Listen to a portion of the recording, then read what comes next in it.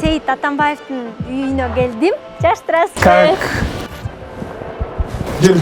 Мен сен өзүм квартирамды көрсөтөйүн. Телевизор бар да. Мен ойношпойм, анткени мени утуп алышат. Каптама жакшы көрөм. Каптама? Жакшы. Уяба. Не стесняйся. Ишендиңизби мага? Ишендим го. Кыялданган максатыңыз, эсибиңиз болду, мен ушуну каалайм. Летчик. Апаңыз турмуш курдубу? Назира, жүрү, мен сага көрсөтөм Таятамдын үйүн.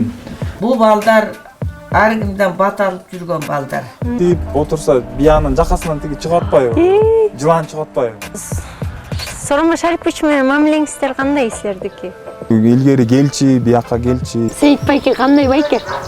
Сага. Шумдук байке. Бүгүн керели кечке экөөбүз сон маек курдук.